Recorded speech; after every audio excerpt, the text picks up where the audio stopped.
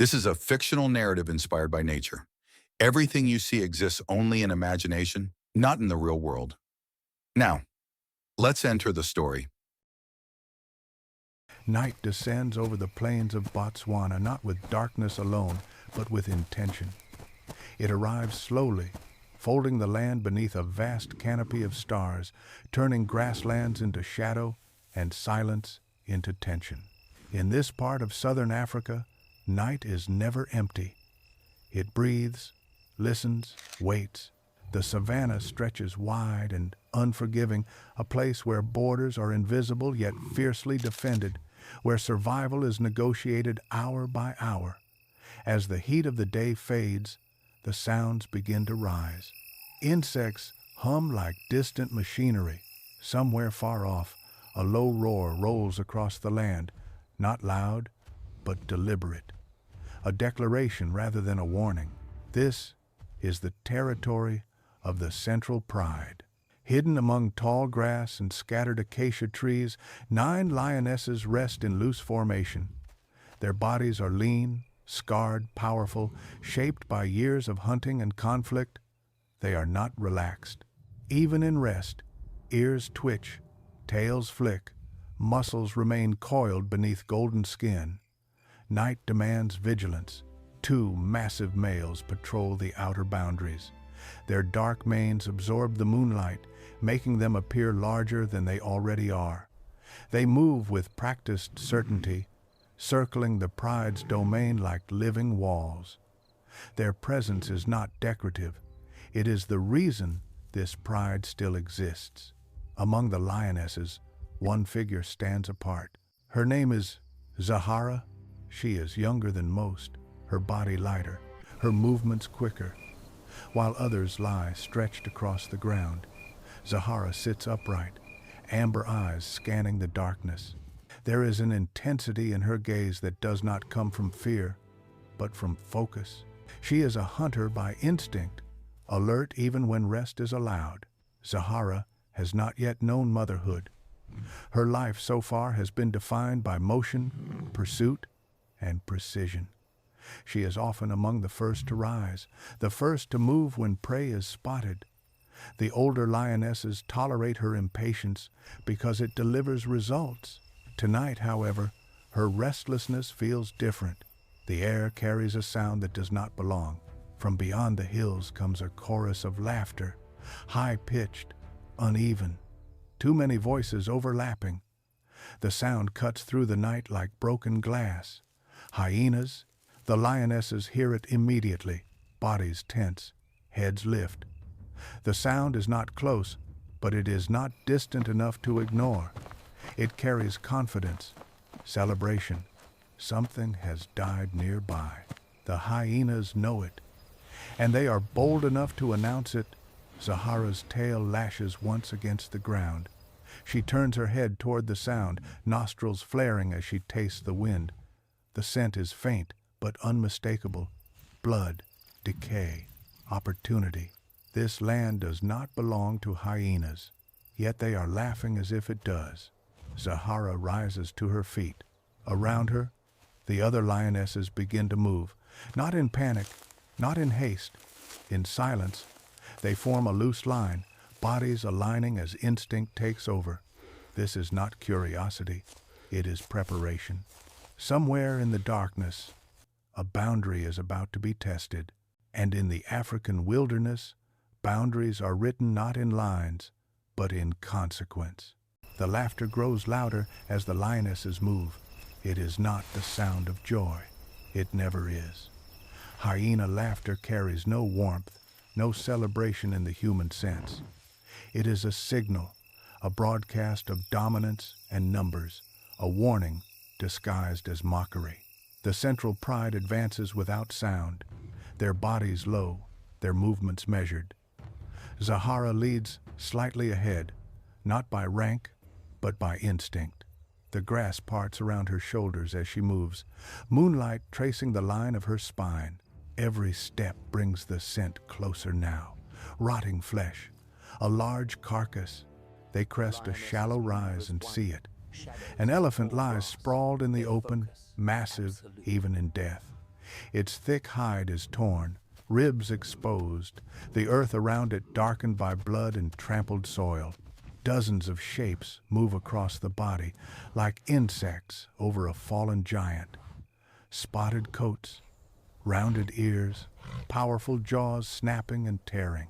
The hyena clan is already feeding. There are more than Zahara expected. Too many. Shapes slip in and out of shadow, circling the carcass, jostling, snapping at one another. At the center stands a large female, her posture unmistakable. Scarred face, raised head. This is no ordinary scavenger. This is a matriarch. She throws her head back and laughs again, long and sharp, as if daring the darkness to answer. The lionesses pause at the edge of the clearing. For a moment, neither side moves. The night holds its breath. Hyenas know lions.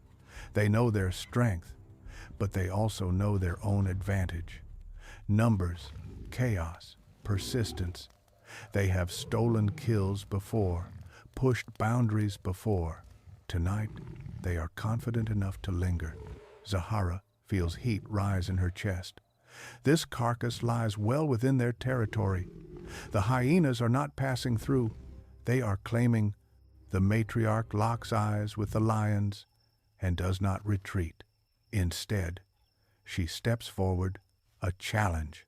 Zahara does not wait for a signal. She surges forward, muscles exploding into motion. The other lionesses follow instantly, their silence breaking into a sudden, overwhelming rush. The ground seems to shake as golden bodies burst from the grass. The reaction is immediate. Hyenas scatter, laughter turning into sharp cries of alarm. Some flee outright, others hesitate, darting in and out, testing the charge. Zahara leaps onto the edge of the carcass, claws digging into thick hide, her roar ripping through the night. This is not negotiation. Fangs flash, bodies collide, the smell of fear mixes with blood. A hyena too slow to retreat is caught under a lioness's weight, sent tumbling away with a wounded yelp. Another narrowly escapes Zahara's snapping jaws, fur torn from its flank. The matriarch retreats only a few steps, eyes never leaving the lions. She is calculating even now, memorizing patterns, counting numbers. When the chaos peaks, she signals with a sharp bark, and the clan pulls back as one. The hyenas melt into the darkness, laughter fading, but not disappearing. The elephant carcass is silent again. The lionesses claim it without celebration. They eat quickly, tensely, glancing toward the shadows between bites. This was a victory, but it feels unfinished. Zahara senses it in the way the night refuses to settle, in the way the hyenas did not scatter far. This was not a retreat born of fear. It was a pause. From the hills, the matriarch watches, her silhouette barely visible against the stars. She has learned something tonight. She has measured Zahara's speed, the pride's coordination, the response time of the territory's defenders. And she knows something else now. The lions will not tolerate intrusion, but tolerance is not what hyenas rely on. As the pride feeds beneath the moon, Zahara lifts her head and scans the darkness once more. Her body hums with leftover adrenaline, her instincts unsettled. Somewhere beyond her sight, the laughing shadows are regrouping. This land has entered a new phase. What began as stolen meat has become something far more dangerous, a war that will not be decided in one night. The days that follow the clash at the elephant carcass pass with uneasy calm. The hyenas keep their distance, but not their silence. At night, their voices still drift across the plains, softer now, cautious, probing. The central pride remains alert. Meals are eaten quickly. Rest is light. No one fully relaxes. Zahara feels the change within herself before any other lioness notices. It begins as a restlessness she cannot shake, a pull that tugs her away from the center of the pride, away from familiar bodies and shared rhythms. She finds herself lagging behind during patrols, stopping more often, listening to something that no sound explains. This is not weakness. It is instinct. Her body is preparing for something new. One morning, before the sun fully clears the horizon, Zahara slips away. She does not announce her departure. There is no need. The older lionesses sense it and allow it. This is a path every female must walk alone. She moves north, toward the rocky hills that mark the edge of the pride's territory. The land changes subtly as she travels. Grass thins, stones break through the soil. The air feels older here, heavier, as if secrets have settled into the cracks of the earth. Zahara is cautious, stopping often to scent the wind. Hyenas rarely come this far, rival lions even less. The terrain is unforgiving, difficult to navigate, easy to defend. It is exactly what she needs. After hours of searching, she finds it. A small cave hidden in the side of a hill, its entrance narrow and partially concealed by thick brush. From the outside, it looks unremarkable. From the inside, it feels like sanctuary. Solid stone walls, dry ground, darkness that shelters rather than threatens. Zahara steps inside and turns slowly, memorizing every angle, every sound. This place will decide everything. She stays. As the sun sinks behind the hills and night creeps in once more, Zahara gives birth. The pain comes in waves, sharp and relentless, but she does not cry out. She braces herself against the stone, breath steady, body surrendering to a process older than memory. When it is over, 3 tiny shapes lie pressed against her side. 3 cubs. They are impossibly small, blind, helpless. Their bodies are warm and fragile, spotted faintly like shadows waiting to deepen. Zahara lowers her head and begins to clean them, her rough tongue drawing their first responses, their first movements. Soft sounds fill the cave. Searching, calling. They find her. As they nurse, something inside Zahara shifts permanently. A connection forms that has nothing to do with territory or dominance or survival in the abstract. This is immediate, absolute. Her world narrows to the rise and fall of 3 small bodies. For the first time in her life, Zahara understands fear of a different kind. Not fear for herself, but fear of loss. Outside, the world continues its slow violence. Hyenas laugh somewhere far away. Vultures circle distant deaths. The pride hunts, eats, sleeps. Inside the cave, time seems to pause. Hours blur into days. Zahara rarely leaves the cub's side. When she does, it is only to stretch stiff limbs or drink from a nearby trickle of water. She memorizes their scent, their sounds, the way they push against one another in clumsy competition. This is her purpose now. What Zahara does not know is that the cave has a history. Deep within a narrow crack along the rear wall, where light never reaches and the air remains cool, another presence has lived for years. A silent resident, bound to this place by instinct, just as Zahara is now.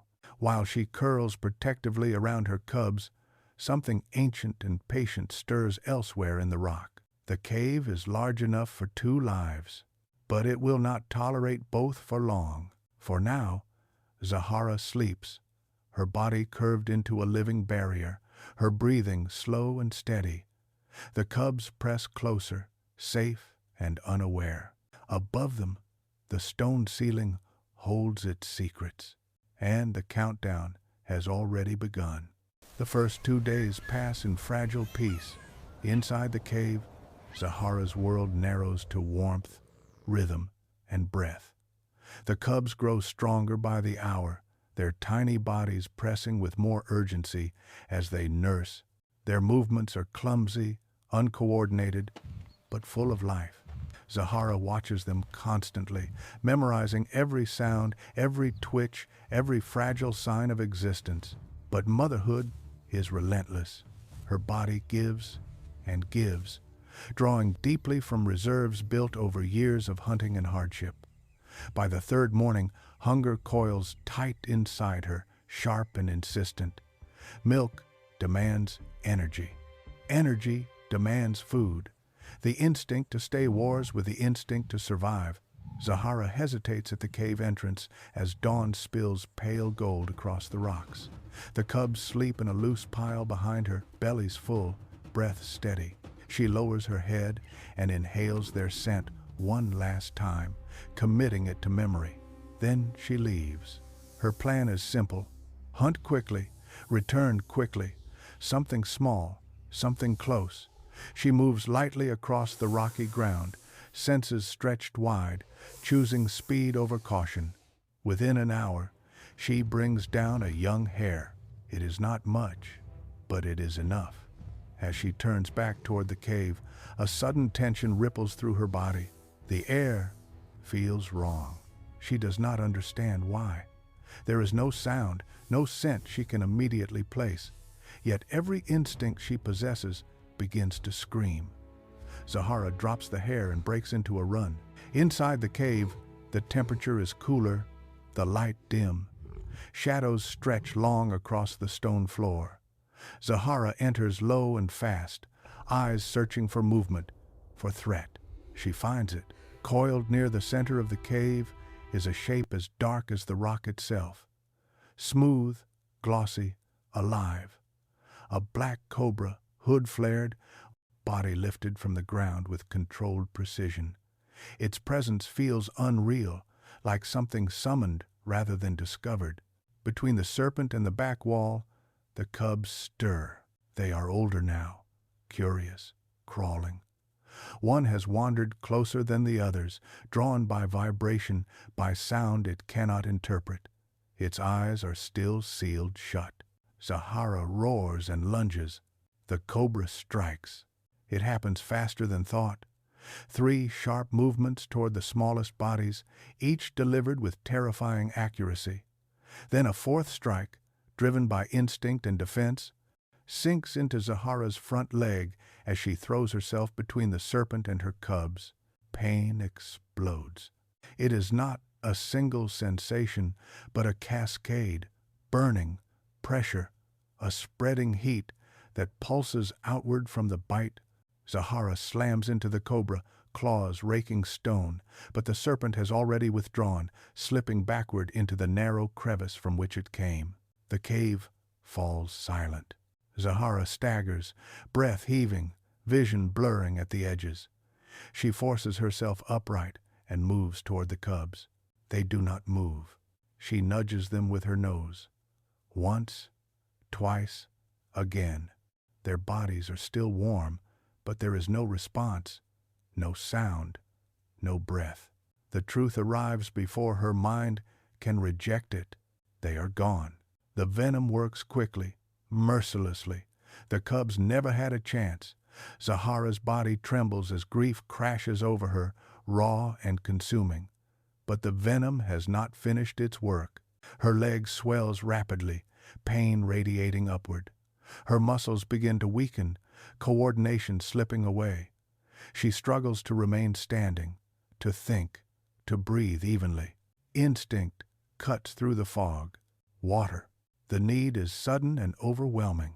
Not thirst as she has known it before, but something deeper, more urgent. Her mouth feels dry, her tongue thick. Her heart races, struggling against a body already beginning to fail. Zahara looks back at the cubs one last time. Then she turns and stumbles out of the cave.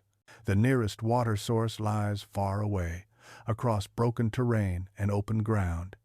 In her condition, it might as well be unreachable. She collapses within the first 100 meters, body refusing to cooperate. Each attempt to rise ends the same way, legs buckling, vision narrowing. The sun climbs higher, relentless and unforgiving. Heat presses down on her as if the land itself is trying to finish what the venom began. Still, she rises again. Step by step, driven by something beyond reason, Zahara forces herself forward. Her world reduces to fragments: shade, stone, breath, movement. Above her, dark shapes begin to circle. They are patient. They always are. Zahara does not remember deciding to keep moving. The decision happened somewhere beneath thought, beneath pain, beneath grief. Her body acts before her mind can interfere, dragging itself forward with stubborn insistence. Each step sends a fresh surge of fire through her swollen leg, the venom burning its way deeper, rewriting her senses. The land offers no mercy. Rocks tear at her pads.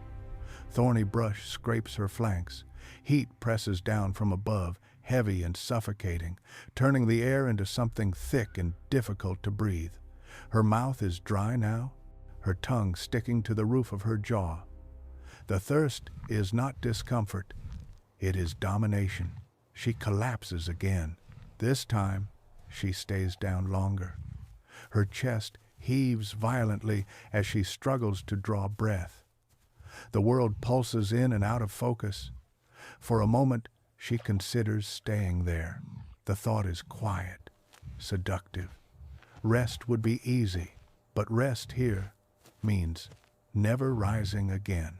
Somewhere deep inside her, an image flickers. Not of her cubs as they lay still on the cave floor, but of what they represented. Continuation, meaning, purpose beyond survival. Zahara pushes herself upright with a low, broken sound that barely resembles a growl. The journey stretches endlessly before her. What should be a short walk becomes an ordeal, measured not in distance, but in endurance. She moves from shadow to shadow, clinging to narrow strips of shade cast by scattered rocks. Her breathing becomes a conscious effort. In, out, in, out. Her heart races, then stutters, then races again. Time loses shape. Minutes blur into hours. The sun climbs, stalls, and begins its slow descent, though Zahara barely registers the change. Her vision narrows to a tunnel, edges darkening, center flickering. She no longer thinks in direction, only in movement, forward. Vultures appear overhead, first one, then several. They circle wide, patient and knowing. They have seen this countless times. They understand the signs. A predator brought low by something smaller, quieter, unseen until it is too late. Zahara senses them without looking up. Their presence sharpens something inside her. Not fear, but defiance. She refuses to become their certainty. When she finally smells water, it feels unreal. The scent is faint at first, carried weakly on the breeze. Mud, algae, life. She stumbles toward it, body swaying, legs trembling violently. The ground slopes downward now, and she nearly tumbles headlong into the shallow basin of the waterhole. She collapses at its edge. The first drink is desperate. She plunges her muzzle into the water and drinks without pause, swallowing again and again, barely lifting her head to breathe. Coolness floods her mouth, her throat, her stomach. For a brief moment, relief washes through her. Then her body rebels. She retches, coughing water back out as her muscles spasm uncontrollably. Pain tears through her chest. She pants heavily, sides heaving, foam collecting at the corners of her mouth. The venom fights back, surging through her bloodstream, attacking nerves, muscles, balance. Zahara remains there as darkness falls. Other animals approach cautiously, then stop short when they sense her condition. They give her space, wide and instinctive. Sickness clings to her like a shadow. Death's scent is unmistakable. Night passes. Then another day, and another night. Zahara drifts in and out of awareness. Sometimes she wakes, shaking violently, her body seized by convulsions that leave her gasping and exhausted. Other times she sinks into a heavy stillness, breathing shallow and slow, so faint it seems it might stop altogether. No help comes. There is no anti-venom, No intervention, no miracle waiting in the wings. What is happening here is survival stripped to its rawest form. A body fighting a poison designed to end life quickly and efficiently. On the fourth night, the tremors ease slightly. On the fifth morning, Zahara opens her eyes, and the world stays still. The haze has lifted. The fire inside her leg has dulled to an ache. Her breathing, while labored, is steady. She shifts her weight experimentally, then more deliberately. Pain flares, but it is manageable. Against all expectation, her body has begun to win. Zahara rises slowly, legs shaking beneath her. She stands, swaying, then steadies. The swelling has reduced. The fever that burned through her veins has broken. She is weak, scarred, diminished, but alive. Survival brings no triumph, only silence. Because now that she can stand, now that the immediate threat has passed, memory rushes back in full force. The cave, the stillness, the loss waiting behind her. Zahara turns her head toward the distant hills. She knows what she must do next, and she knows it will hurt more than the venom ever did. The walk back is slower. Zahara's body is still recovering, muscles stiff and uncooperative, her injured leg dragging slightly with each step. But it is not weakness that slows her, it is reluctance. Every instinct urges her to turn away, to avoid what waits in the shadows of stone and memory. The hills rise ahead, familiar and unforgiving. When she reaches the cave, the air is wrong. The scent hits her first. Not the faint, intimate smell of her cubs, but something sour and invasive. Hyena, old blood, disturbance. Zahara freezes at the entrance, her chest tightening, as if the venom has returned. She steps inside. The cave is empty. Not empty in the way it was before life began, but empty in a way that screams absence. The ground where her cubs once lay is disturbed, scuffed by many feet. Dark stains mark the stone. Small bones are gone. There are no bodies to mourn. No final proof to cradle. Only silence. Zahara lowers her head and stands motionless for a long time. Her breathing slows, then steadies. The grief that rises in her is different from the raw agony she felt when she first saw them fall. This grief is colder, sharper. It cuts inward rather than outward. The hyenas have been here. They did not kill her cubs, but they finished the story without hesitation. To them, there was no meaning in what they consumed, no boundary, no respect for loss. Something inside Zahara shifts. She does not roar. She does not lash out at the stone walls. There is no dramatic release. Instead, a quiet transformation settles over her, heavy and irreversible. The softness that once lived just beneath her fierce exterior hardens. She leaves the cave without looking back. Returning to the pride takes another full day. When she finally emerges from the grass into familiar territory, the lionesses sense her before they see her. Heads lift, bodies turn. They approach cautiously, reading her posture, her scent.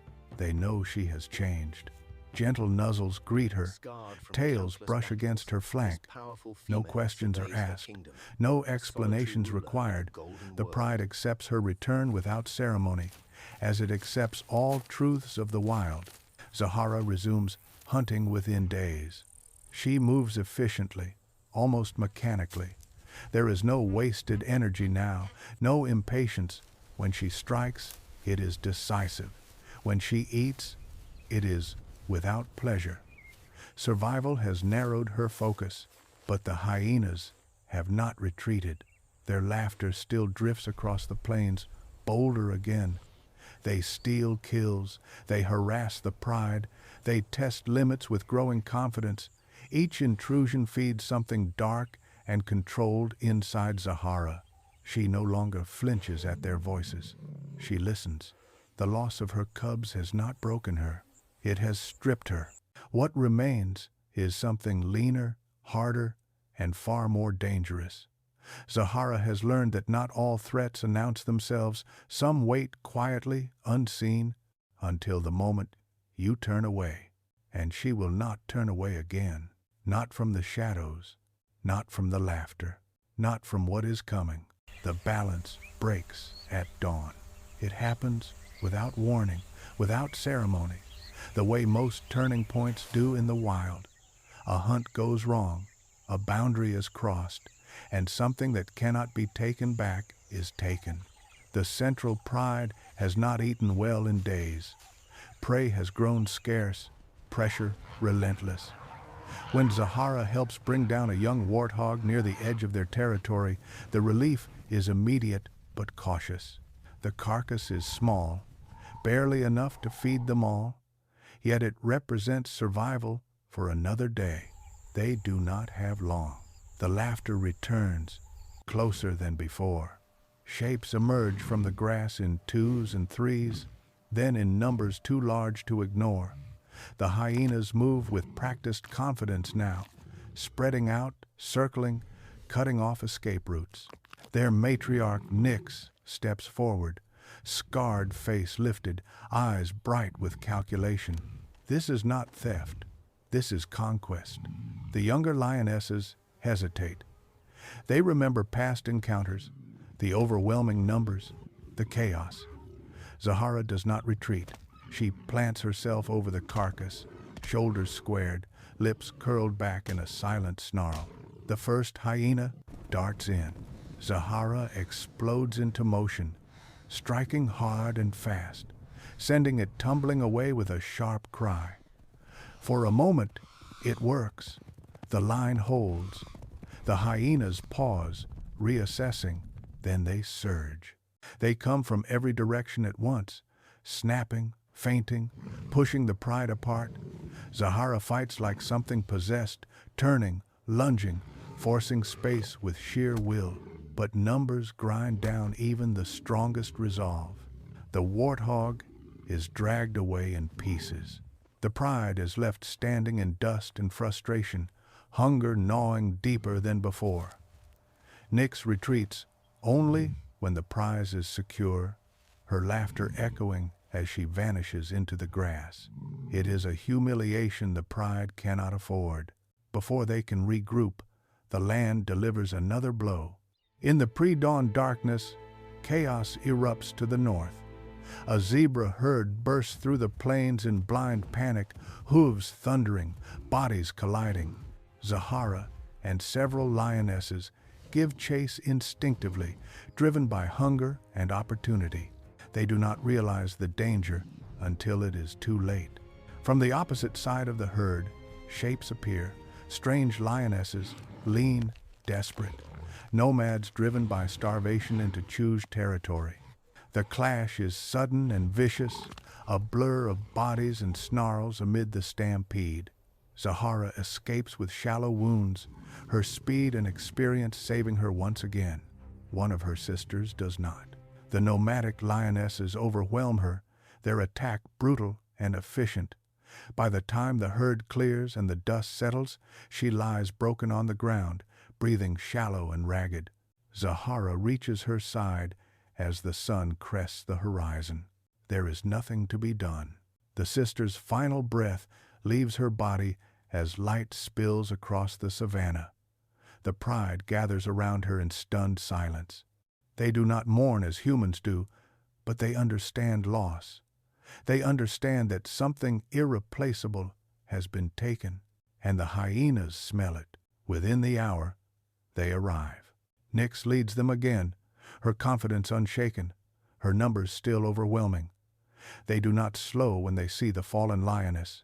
They do not hesitate. To them, flesh is flesh. This is the line. Zahara roars and charges, fury ripping from her chest. She slams into the front ranks, striking again and again, forcing space, drawing blood.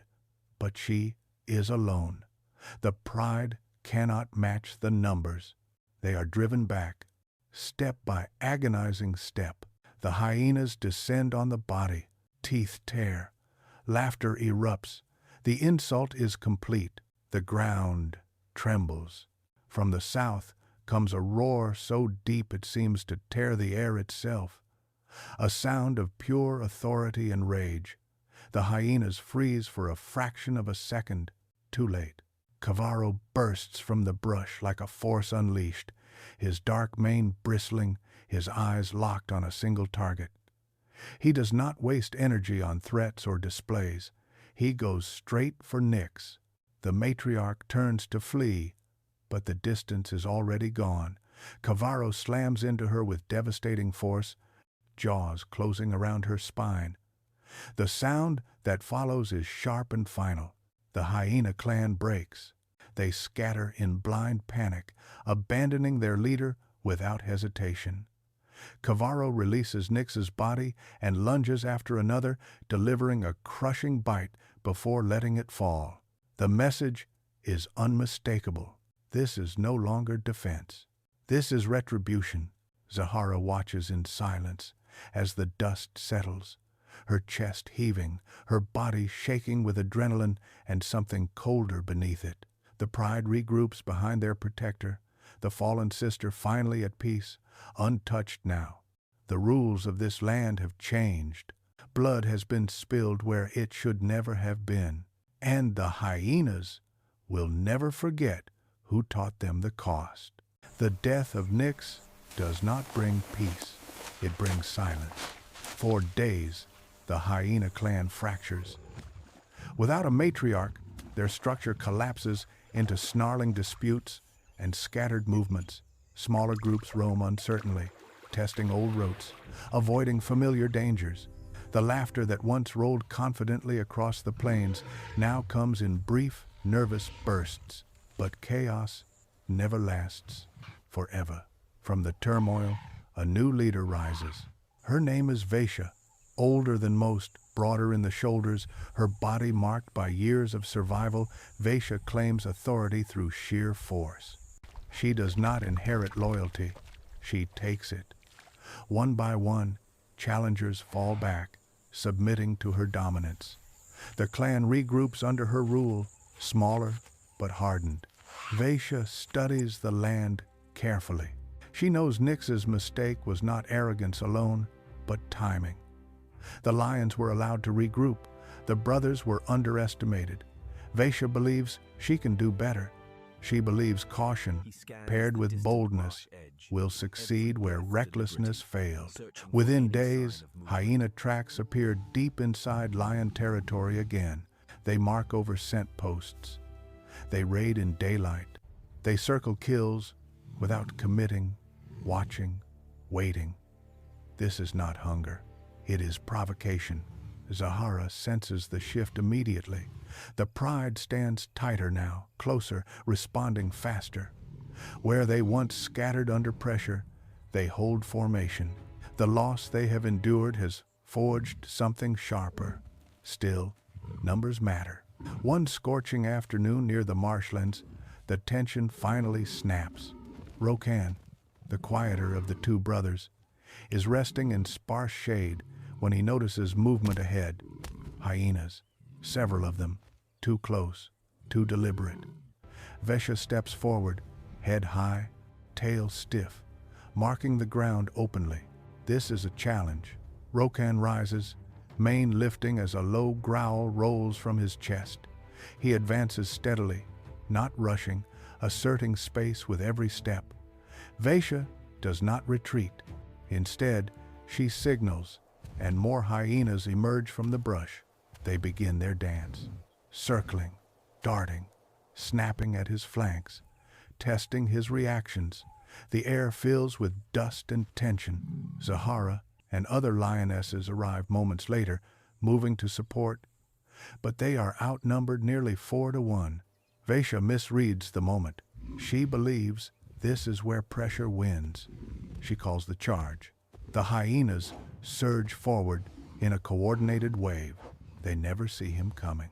From the far edge of the clearing, a dark shape explodes from the brush with terrifying speed. Cavaro does not roar. He does not announce himself. He runs, 40 miles per hour of muscle and intent crash into the heart of the formation.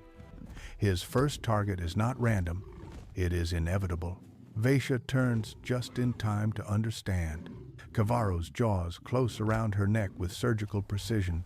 He drives her to the ground, pins her beneath his weight, and tightens his grip until the struggle stops. The entire sequence lasts seconds. The hyena clan breaks instantly. They flee in blind terror, abandoning their leader as if she never existed. Cavaro releases the body and lifts his head, roaring into the open sky. The sound rolls across the marshlands, deep and commanding, a declaration heard for miles. This is not a warning. It is a verdict. Zahara stands near Rokan, chest rising and falling, eyes fixed on the fallen matriarch. Something inside her finally loosens. Not grief, not rage, but release. The world has answered back. From that day on, the hyenas change. They avoid the Central Pride's territory whenever possible. When they must pass through, they move quickly, silently, eyes scanning constantly for dark manes in the grass. The clan never regains its former numbers or confidence. Stories spread. Other predators learn to recognize Cavaro's scent. His presence alters behavior before he ever appears. Researchers observing the region begin to take note, documenting an unusually high number of hyena deaths attributed to a single male lion. Cavaro has crossed an invisible threshold. He is no longer just a protector. He is a hunter of hunters. Zahara watches him from a distance as the pride settles that evening, the sun bleeding red into the horizon. She understands now that legends are not born from strength alone. They are forged by moments when restraint is abandoned, when lines are crossed in response to lines already erased. The savannah has rewritten its rules, and everyone who lives upon it feels the change. The hyena clan does not recover. Without Nyx, without Vesha, the structure that once held them together collapses into fragments. Leadership in their society is not symbolic, it is survival, feeding order, protection, cohesion. When it vanishes, so does certainty. Fights break out among the remaining females, short and vicious. Old alliances dissolve overnight. Younger hyenas test limits they do not understand. Some leave, others are driven out. The clan that once moved like a single organism now stutters and splits, its power leaking away with every argument. At the edges of this unraveling walks, Ira. She was once expected to rule. Born into privilege, raised above her peers, she secured her position through ruthless choices that left no room for loyalty. In another time, in another territory, it might have worked. Here, it becomes her undoing. The older females remember what Ira did. They remember the blood that paved her ascent. When the matriarchs fall, there is no protection left for her ambition. She is pushed down the hierarchy, forced to wait, to scavenge last, to survive on scraps. For the first time, Ira learns what it means to be alone. She lingers at the margins, watching the remnants of the clan from a distance, never fully accepted, never fully gone. Sometimes she follows them, careful not to draw attention. Other times she ventures out alone, taking risks that betray desperation more than courage. The land is unforgiving to those without allies. Her nights grow quieter, hungrier, dangerous. Zahara senses this shift without seeing it directly. The laughter that once defined the darkness has thinned, losing its edge, its confidence.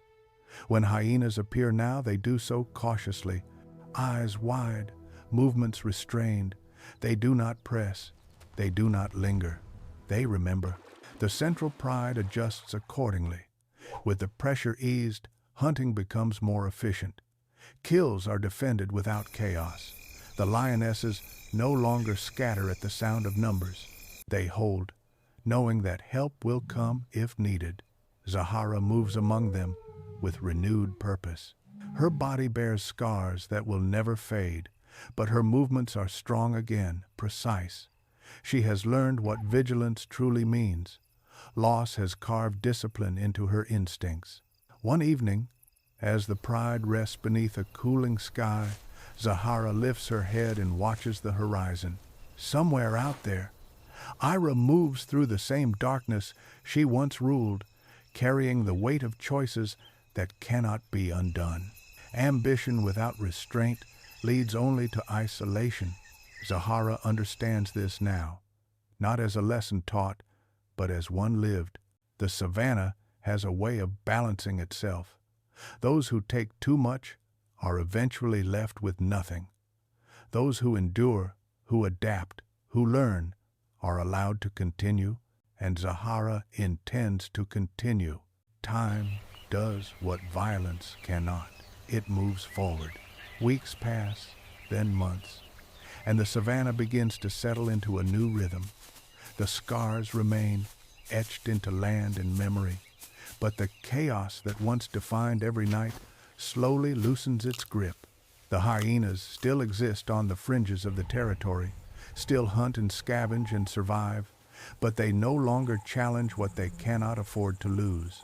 The central pride grows stronger. Zahara feels the change within herself before it shows on her body. Strength returns. Her movements regain their fluid certainty, and with it comes something unexpected.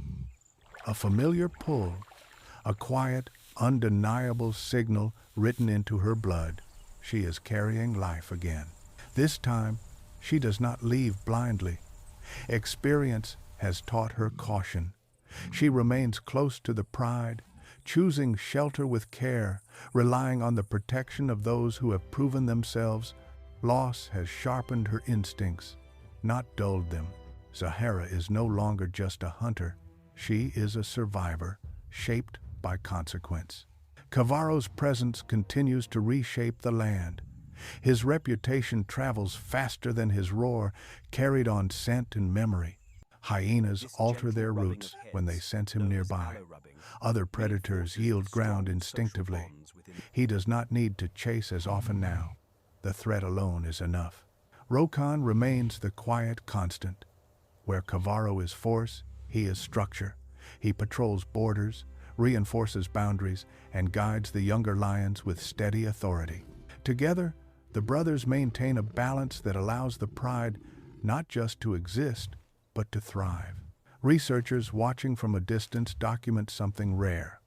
A male lion who does not simply defend territory, but actively removes persistent threats. A pride that adapts faster than expected.